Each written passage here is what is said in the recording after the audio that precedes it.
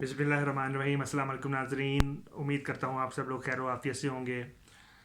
आज का जो हम वीलॉग है वो एक नए टॉपिक पे बनाने जा रहे हैं कि एसईओ का जो फ्यूचर है 2020 में वो कैसा होगा। क्या एसईओ जो है वो वाइप आउट हो जाएगा 2020 में। बहुत से लोगों का ये ख्याल था कि एल्गोरिथमिक अपडेट्स के बाद जो गूगल ने इतनी ज़्यादा डेवलपमेंट्स की हैं तो एसईओ का जो नियर फ्यूचर है वो आलमोस्ट जो है वो एंड हो गया है। लेकिन ऐसा बिल्कुल भी नहीं है। मैं इस वीलॉग में डिटेल से आपको बताऊंगा कि ईयर बाय ईयर क्या क्या हैपनिंग्स हुई हैं एसईओ के अंदर, और हम जो है वो अपने एसईओ को कैसे ऑप्टिमाइज कर सकते हैं वेबसाइट को, और क्या एसईओ जो है वो एंड में आपको बताऊंगा कि एसईओ जो है वो ख़त्म हो रहा है या एंड हो रहा है। तो सब इससे पहले आपसे रिक्वेस्ट करूंगा काइंडली आप मेरे ब्लॉग को शेयर करें, मेरे चैनल को सब्सक्राइब करें और लाइक करें, और बेल आइकॉन पे जो है वो ज़रूर क्लिक करें ताकि जो है वो आपको लेटेस्ट वीडियो जो है वो वक्तन फ़वक्तन जैसे जैसे मैं अपलोड करता रहूँ आपको मिलती रहें। तो सबसे पहले जो है वो हमें 2009 और 10 के जो एरा को देखना होगा कि एसईओ तब कैसा था और आया वो प्रोग्रेस कर रहा था, और वो कैसी जो चीज़ें थी जो कि लोग जो है प्रेडिक्ट करते थे कि एसईओ का फ्यूचर बहुत ज़्यादा ब्राइट है। बैक इन 2008 और 9 10 जो था वो एसईओ के लिए गोल्डन पीरियड था। बहुत से सर्च इंजन ऑप्टिमाइजेशन के जो नए लोग थे जिनको इतना आइडिया नहीं था वो भी अपने कीवर्ड्स को बड़े इजीली रैंक कर सकते थे, और वो उसके लिए जो है वो उन्हें कोई इतनी डिफ़िकल्टीज नहीं पेश आती थी जितनी कि आज उन्हें पेश आती हैं। और इसलिए बहुत से बिगनर जो थे वो वेबसाइट बनाते थे, थोड़ा बहुत कंटेंट डालते थे और कुछ पेड टूल्स यूज़ करते थे, और उनकी जो वेबसाइट थी वो ओवर द टाइम 2-3 हफ्ते में ही जो है वो अच्छी रैंकिंग में आना शुरू हो जाती थी, और वो अच्छे जो उससे जो है वो पैसे कमा लेते थे।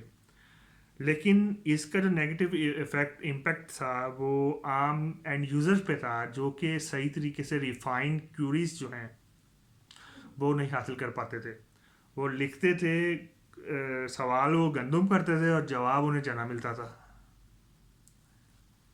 तो इस सारे इशू को रिजॉल्व करने के लिए गूगल के पास जब मल्टीपल क्यूरीज गई तो गूगल की जो टीम है और जो थिंक टैंक्स हैं उस टाइम जो था वो बंदा मैट कट्स उसका नाम था, उसने ये अपनी टीम के साथ मिलकर किया कि हम जो है वो चीज़ों को बहुत ज़्यादा रिफाइन करेंगे, रेलिवेंट करेंगे, और सिर्फ वही ऑर्गेनिक में वेबसाइट रैंक होगी जो रेलिवेंट्स बहुत ज़्यादा जिसकी हाई होगी, जिसकी डोमेन अथॉरिटी हाई होगी, पेज अथॉरिटी होगी, वो ऑर्गेनिक प्रोसेसेस को बहुत अच्छी तरह फॉलो कर रहा होगा।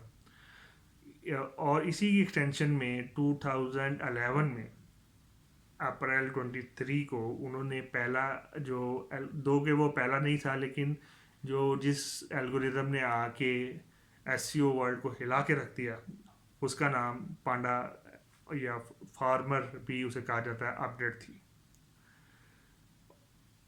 वो फॉर्मर अपडेट ने आके ऑन पेज ऑप्टिमाइजेशन को हिट किया, और बहुत से लोग जिनमें मैं भी इंक्लूड था वो रात को अपने कीवर्ड्स की रैंकिंग को चेक करके सोए, और जब सुबह उठे तो कीवर्ड वहाँ पे था ही नहीं, उस कीवर्ड का नाम और निशान ही वहाँ पे नहीं था। और कीवर्ड्स की रैंकिंग जो थी वो बुरी तरह डिस्टॉर्ट हो चुकी थी। जब इस पे आइडेंटिफाई किया तो आइडिया हुआ कि गूगल ने एक अपडेट की है, और वेब मास्टर टूल्स में और बहुत से जो वेब मास्टर फोरम थे उसमें हाहाकार मची हुई थी कि जनाब एक नई अपडेट आई है जिसने 12% सर्च क्यूरीज को जो है वो हिट किया है इंटरनेशनल तौर पर।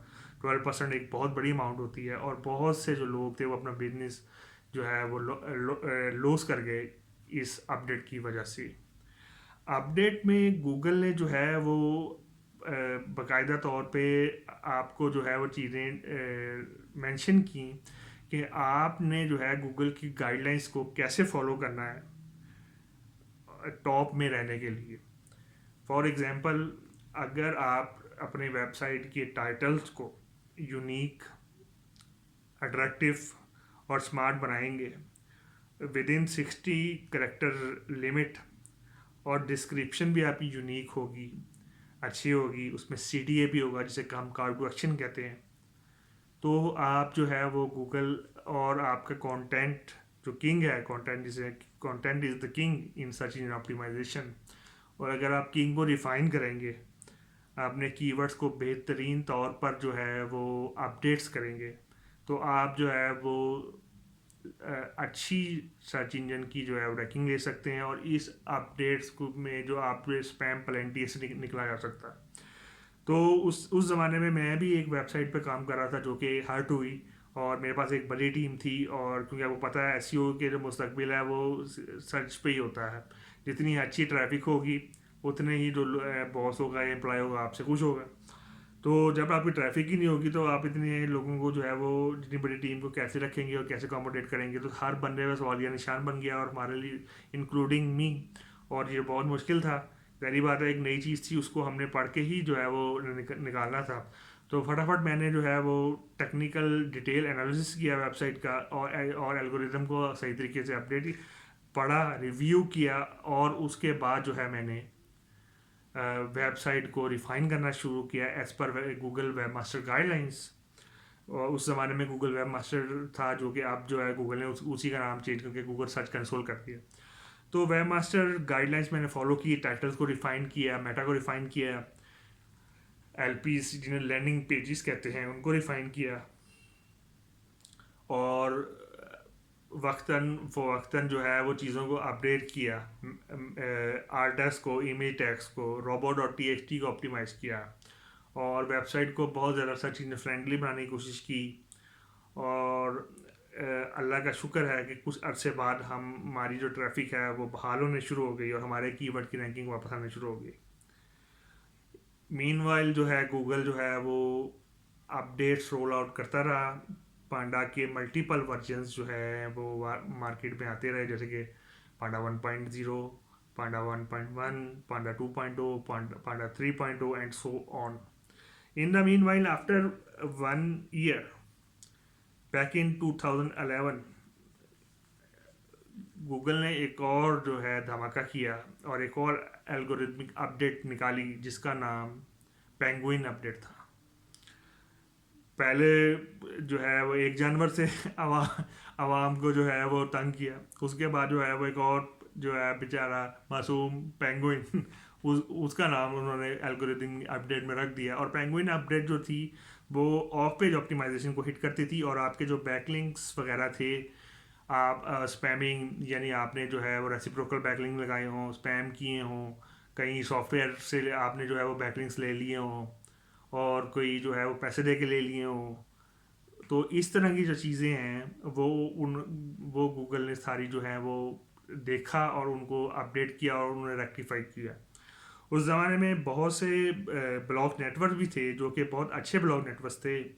और उनमें ये होता था कि आप जो है वो ब्लॉग रिव्यूज़ खरीद लेते थे पैसे दे के, और ब्लॉगर जो है उसे $15-20 मिल जाता था, जिसकी अच्छी डोमेन अथॉरिटी होती थी, और उसकी अच्छा जो है वो पेज रैंक होता था।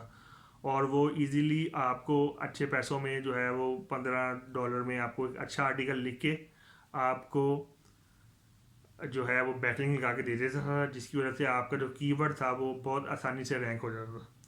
एक और दूसरी भी जो सर्विस थी जिसके अंदर वो ये कहते थे कि आप अगर हम $100 या $150 पे करेंगे तो हम आपकी जो वेबसाइट का जो मल्टीपल कीवर्ड हैं, 5-7 कीवर्ड, वो तकरीबन हमारे पास 70-80 वेबसाइट्स हैं जिनके पीआर जो है वो वेरी करते हैं। तो किसी का 3 था, 4 था, 5 था, 6 था, उससे भी ज़्यादा था। और उसके अंदर हम आपके जो है वो कीवर्ड्स लगा देंगे with hyper link pointing towards your website, और आप जो है वो अच्छी जो है रैंकिंग उससे एक्वायर कर सकेंगे। ये जो टेक्निक थी ये बड़ी हेल्पफुल थी, क्योंकि आप जो अगर $100 यूज़ करके अपने कीवर्ड्स रैंक करवा लें 4 या 5, और वो आपको अच्छी ट्रैफिक दें और आपकी अच्छी सेल दो, तो आप जो है आपके लिए $100 कुछ भी नहीं है। तो बहुत से लोग इन सर्विसेज को ले रहे थे। और वो जो 60-70 वेबसाइट जो होस्ट होती थी वो जाहिर बात है उनके लिए मल्टीपल होस्टिंग तो नहीं थी, वो तो शेयर होस्टिंग पे ही करते थे वो अपलोड। उसके अंदर 12-15 जो आर्टिकल डालते थे, और उसका रैंक आ जाता था, और वो गूगल उसे रैंक देता था, और वही उस रैंक को कैश करवा के, पीआर को, पेज रैंक को कैश करवा के आपसे जो है वो पैसे ले लेते थे। और गूगल ने इस चीज़ को जो है वो बहुत तरीके से पकड़ा, क्लास सी के आईपीज़ को पकड़ा और उसने उन आईपीज़ को बैन किया और बहुत सी वेबसाइट जो नेबरहुड की वेबसाइट थी उनको पेनलाइज भी कर दिया, जिसकी वजह से रैंकिंग जो है वो डिस्टॉर्ट हो गई, बैकलिंक्स जो है वो कम हो गए और कई दफ़ा जो है वो गूगल वेब मास्टर टूल में आपको ईमेल आ जाती थी कि आपकी जो वेबसाइट है वो एल्गोरिदमिक अपडेट से हिट हो गई है, पेंगुइन से, और आपके जो ये बैकलिंक्स हैं ये स्पैम बैकलिंक्स हैं, गूगल ने आइडेंटिफाई किए हैं। तो आपके लिए बड़ा मुश्किल होता था कि उन लिंक्स में जाके उनके वेब मास्टर से जाके कांटेक्ट करें और उनको रिमूव करवाएं। तो बाद में गूगल ने इस इशू को हल करने के लिए डिसअवाउ टूल लॉन्च किया, जो कि एक अच्छी काविश थी गूगल की कि डिसअवाउ जो है वो आप अपने लिंक्स को बड़े इजीली जो है वो निकाल सकते हैं जो आपको लिंक्स नहीं चाहिए। फिर कुछ अरसे बाद, तकरीबन साल 1.5 साल बाद, गूगल ने एक और अपडेट निकाली जो कि EMD अपडेट थी। दो कि वो इतनी बड़ी अपडेट नहीं थी जितनी पांडा और पेंगुइन थी, लेकिन उसका इम्पैक्ट ज़रूर था क्योंकि EMD का मतलब है एग्जैक्ट मैच डोमेन। और एग्जैक्ट मैच डोमेन से होता ये था कि अगर आपकी एक ऑनलाइन शॉपिंग की वेबसाइट है और आपने EMD बना ली है onlineshopping.com, और आप जो है वो उसी पे जो है वो रैंक हो रहे हैं हायर सर्च इंजन पे, और उन वेबसाइट से जो कि एक स्ट्रक्चर वेबसाइट है, उनके अच्छे कंटेंट है, लेकिन वो नीचे जो है वो शो हो रही है, और आपकी वेबसाइट जो कि इतनी अच्छी बनी हुई भी नहीं है, सिर्फ आपने थोड़ा बहुत कंटेंट डाला हुआ है, और क्योंकि उसकी डोमेन आपके कीवर्ड से मैच कर रही है इसलिए वो हाई रैंक हो रही है। तो गूगल ने EMD लॉन्च करके ऐसी वेबसाइट्स और ब्लॉग को पैनलाइज कर दिया जो कि ये काम कर रहे थे और EMD को यूज़ कर रहे, एग्जैक्ट मैचेस को, डोमेन्स को यूज़ कर रहे थे। आफ्टर सम टाइम गूगल ने GMB की अपडेट्स भी दी, क्योंकि गूगल लोकल जो था, जो कि लोकल SEOs बहुत ज़्यादा काम कर रहे थे लोकल सर्च क्यूरीज पे, जिनकी सर्च इंजन विजिबिलिटी आलमोस्ट बहुत ज़्यादा होती है as compare to generic keywords. For example, अगर मैं एक कीवर्ड यूज़ करता हूँ कार रेंटल, तो कार रेंटल एक बड़ी ब्रॉड टर्म है और इस पे रैंकिंग करना बड़ा मुश्किल है। लेकिन अगर मैं एक कीवर्ड यूज़ करता हूँ car rental New York, car rental Chicago, तो ये एक बहुत ही डिग्निफाइड और टारगेटेड जो है वो क्यूरी है। और जो भी लोग बिजनेस कर रहे होंगे शिकागो या न्यूयॉर्क में कार रेंटल का, तो उनका जो की वेबसाइट है, अगर उन्होंने GMB गूगल माई बिजनेस में वेरीफाई करवाई हुई है, लिस्टिंग कराई हुई है, तो वो उसे दिखाना शुरू कर देगा। उसके अलावा जो क्यूरीज हैं, for instance car rental near me, car rental near by, car rental surroundings, उनमें भी वो वही लोग जो कि आपके इर्द गिर्द कार रेंटल का बिजनेस कर रहे होंगे और उनकी जो की वेबसाइट होगी वो GMB में लिस्टिंग होगी, वो शो होगी। तो GMB के लिए भी गूगल ने गूगल माई बिजनेस के लिए भी गूगल ने एक अपडेट दी, और जो लोग स्पैमी टेक्निक्स यूज़ कर रहे थे, फॉर एग्जांपल आप जो है डायरेक्टरीज के अंदर, लोकल डायरेक्टरीज के अंदर सॉफ्टवेयर यूज़ करके मल्टीपल बैकलिंक्स एक्वायर कर लेते थे, और जिसकी वजह से जो है वो आपकी लोकल विजिबिलिटी बढ़ जाती थी। तो गूगल ने इसको भी रेक्टिफाई किया और GMB को भी किया। और 2018-19 में भी बहुत से जो है वो वेरीफाइड अनवेरीफाइड जो है एल्गोरिथमिक अपडेट्स आती रही, और 2019 में इवन के ब्रेड अपडेट भी आई। तो SEO जो है वो तकरीबन इन 9-10 सालों में बहुत ज़्यादा एवेलुएट हो गया, बहुत ज़्यादा एडवांस हो गया। आप जो है वो बगैर चीज़ों को समझे SEO पे अपनी वेबसाइट को रैंक किसी सूरत में कर ही नहीं सकते। इस वजह से बहुत से लोगों का ख्याल है, क्योंकि अब जो है वो सॉफ्टवेयर कोई भी काम नहीं कर रहा और ये चीज़ें जो है वो ख़त्म होती जा रही हैं, इस वजह से जो है ना SEO का मुस्तकबिल जो है वो तारीख है, लेकिन ऐसा बिल्कुल भी नहीं है। 2020 में भी SEO का मुस्तकबिल बहुत ज़्यादा अच्छा है, और बहुत से जो लोग जो सही तरीके से सर्च इंजन ऑप्टिमाइजेशन की प्रोसीजर को और प्रोसेसेस को फॉलो कर रहे हैं, वो अभी भी रैंक हाई कर रहे हैं। तो इसलिए आपको जो रैंकिंग के लिए आपको बेहतर और स्ट्रक्चर ऑन पेज करना पड़ेगा, अच्छी ऑफ पेज करनी पड़ेगी, अच्छे कंटेंट लिखना पड़ेगा, और अच्छे तरीके से सोशल मीडिया पे उसे मार्केट करना पड़ेगा और ये सारी टेक्निक को अडॉप्ट करना पड़ेगा। नेक्स्ट वीलॉग्स में मैं आपको डिटेल से बताऊंगा कि ऑन पेज आप कैसे करेंगे, ऑन पेज के लिए कौन कौन से आपको टूल रिक्वायर होंगे, ऑन पेज के लिए आप कैसे चेक करेंगे अपने वेबसाइट की टाइटल्स, डिस्क्रिप्शंस, मेटा की लेंथ्स। ये मैं आपको जो है वो सब जो है वो डिटेल में बताऊंगा।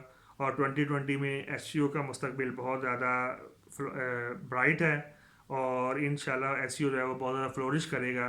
लेकिन आपको जो है एसईओ के लिए एज अ बिगनर आपको बहुत एफर्ट करनी पड़ेगी किसी भी वेबसाइट को, चाहे वो पुरानी है या नई है, उसको रैंक करने के लिए। तो एंड में मैं आपको दोबारा रिक्वेस्ट करूँगा, काइंडली मेरे चैनल को सब्सक्राइब करें, बेल आइकॉन पे क्लिक करें ताकि आपको मेरी लेटेस्ट वीडियोस और अपडेट जो है वो बर वक्त मिलती रहें। बहुत शुक्रिया आपका। अल्लाह हाफिज़।